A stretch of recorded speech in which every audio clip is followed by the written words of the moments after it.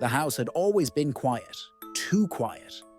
And after all these years, I still couldn't shake the feeling that there was something lurking inside it, waiting for the right moment to reveal itself.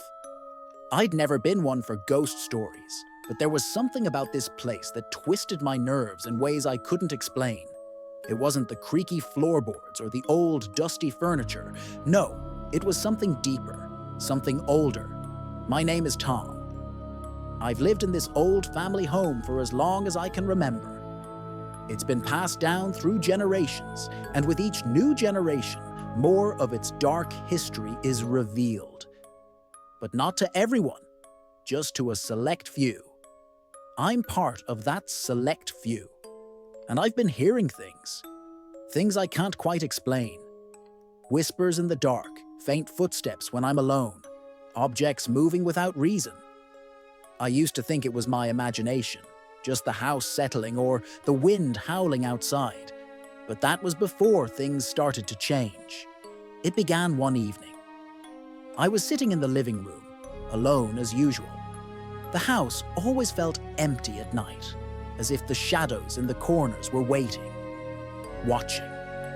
I didn't want to admit it, but I could feel eyes on me, even though I knew no one was there. I tried to shake the feeling, telling myself it was just the age of the house getting to me, but it wouldn't go away. And that night, it got worse. I heard it, the faint sound of footsteps on the floor above me. Slowly, cautiously, I rose from the couch and looked up toward the staircase. No one was there. I stood still, listening. The footsteps came again, soft but unmistakable, as if someone was walking around up there. I wasn't scared, at least not yet. After all, it was probably just my mind playing tricks on me. I walked up the stairs, my heart racing with anticipation, though I couldn't understand why. The house was old after all. Old houses creak, that's all. But as I reached the top of the stairs, I froze. A cold draft swept through the hallway, and the hairs on the back of my neck stood up. The air was different here, thick with something I couldn't name. I stepped forward, my shoes squeaking on the old wooden floor. And then I saw it, a shadow, a figure. For a split second, I thought it was just my imagination. But no, this was real. A shape standing at the far end of the hallway, near my childhood bedroom. It was tall, almost impossibly tall, and its outline seemed to shift with the darkness itself. It was there, and yet it wasn't. Like a mirage, flickering in and out of focus. I couldn't breathe. I didn't move. My eyes were locked onto the shape as it began to move, slowly, deliberately, toward me. "Who's there?" I managed to croak, my voice barely a whisper. But the figure didn't respond. It just moved closer. The air around me grew colder with each step it took.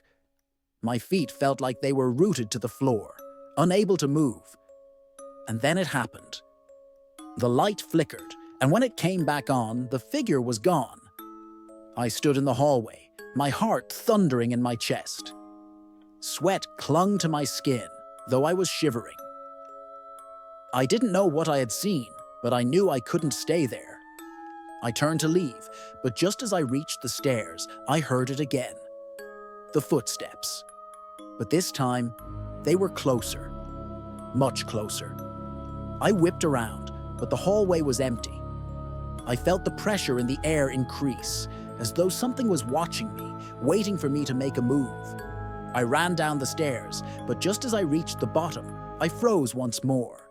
The front door was wide open.